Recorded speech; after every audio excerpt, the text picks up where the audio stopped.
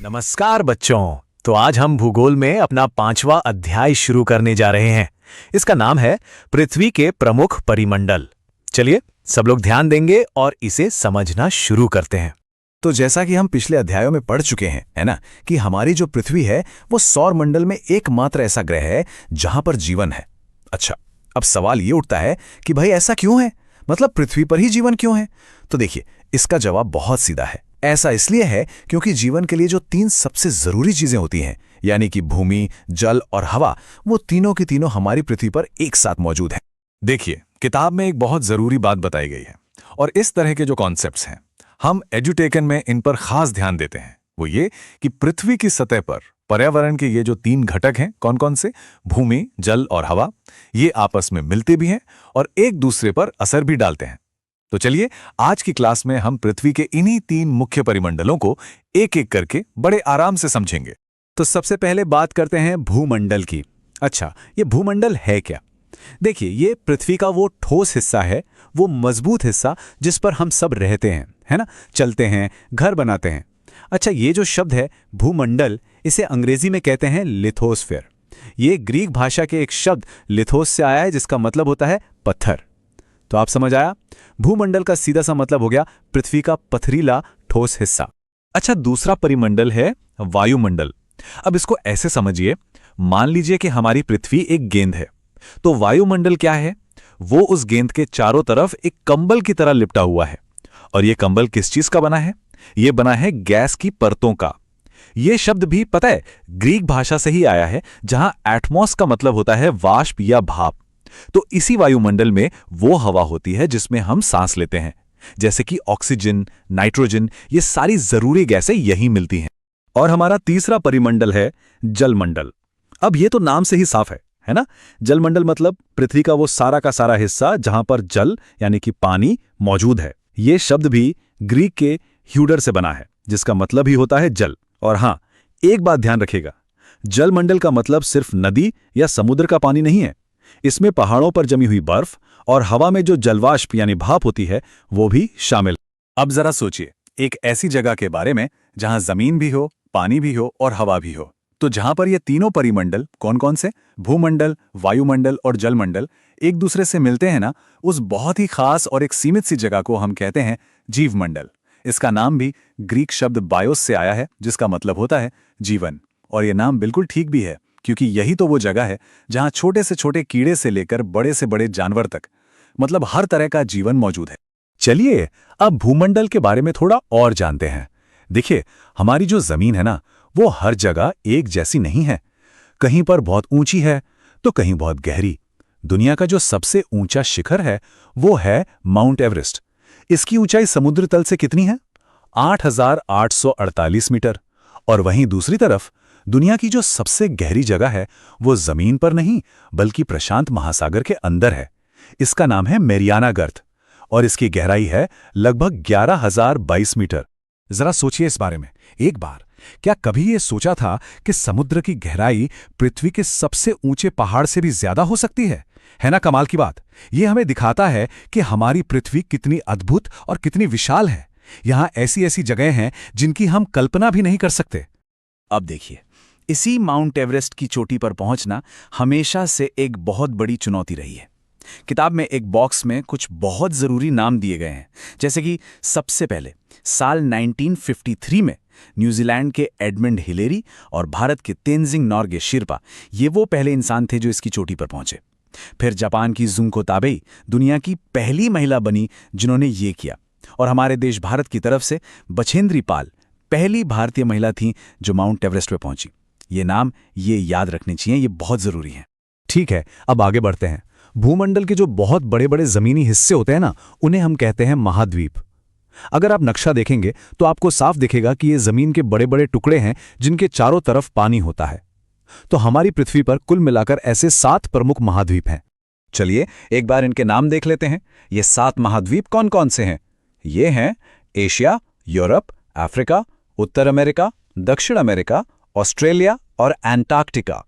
ठीक है, तो अब हम एक एक करके इन सभी के बारे में कुछ खास बातें जानेंगे जो किताब में दी गई हैं। तो सबसे पहले बात करते हैं एशिया की।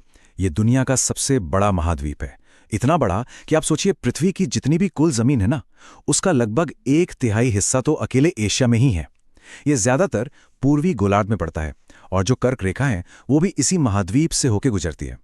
अच्छा, अगर आप नक्शे पर ध्यान देंगे तो एशिया और यूरोप आपस में जुड़े हुए से लगते हैं। इनके बीच में एक पर्वत है, यूराल पर्वत, जो इन्हें अलग करता है। क्योंकि ये दोनों जमीन से जुड़े हैं, इसीलिए कभी कभी इनके मिले जुले हिस्से को यूरेशिया भी कह देते हैं। अब आते हैं अफ्रीका पर। ये एशिया के बाद दुनिया का दूसरा सबसे बड़ा महाद्वीप है। अब अफ्रीका की एक बहुत ही खास बात है, इसको ध्यान से सुनिए।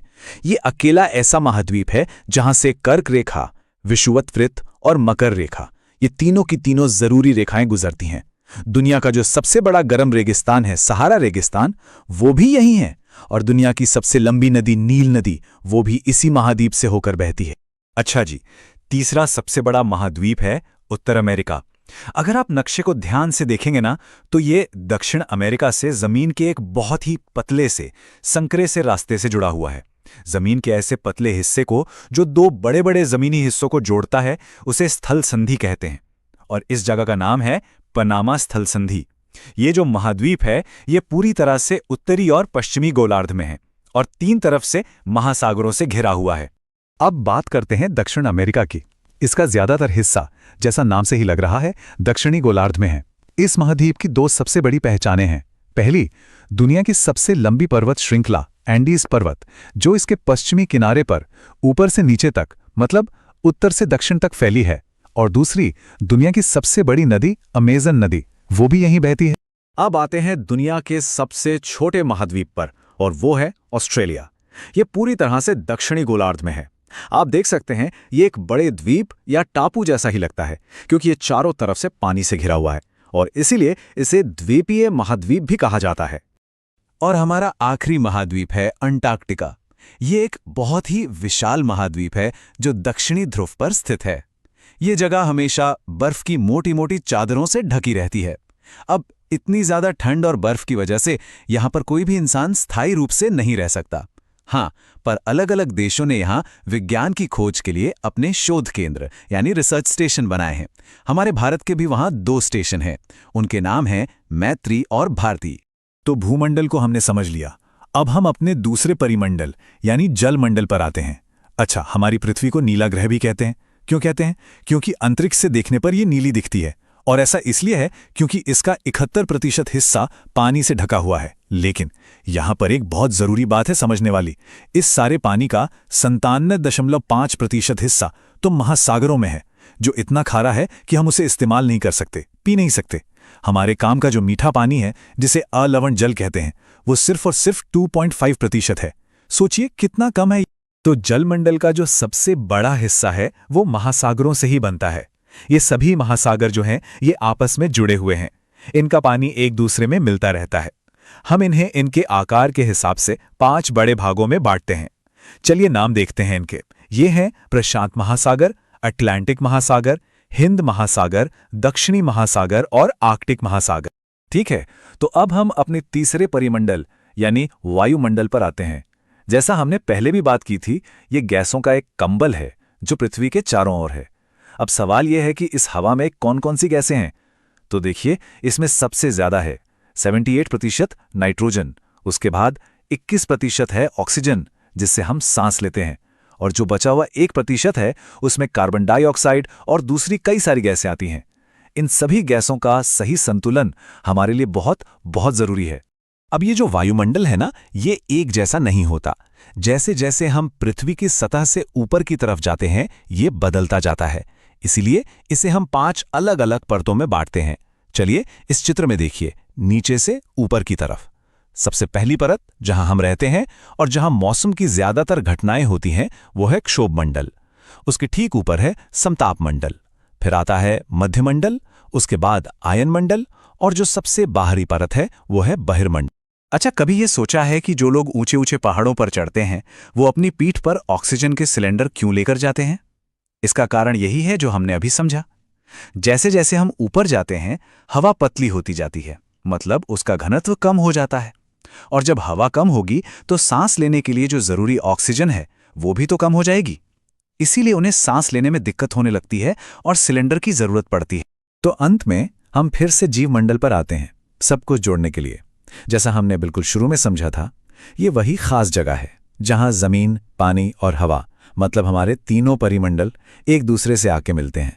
और क्योंकि किसी भी जीवन को ये तीनों ही चीजें चाहिए होती हैं, इसीलिए सिर्फ इसी एक संक्रिय क्षेत्र में जीवन संभव हो पाता है। तो ठीक है बच्चों, आज की क्लास में हमने पृथ्वी के 3 प्रमुख परिमंडलों भूमंडल, जलमंडल और वायुमंडल के बारे में पढ़ा, और हमने ये भी समझा कि कैसे ये तीनों मिलकर उस जीवमंडल का निर्माण करते हैं जो हमारे जीवन का आधार है। इस अध्याय को एक बार फिर से जरूर पढ़िएगा। अगली क्लास में हम इसी अध्याय में आगे बढ़ेंगे।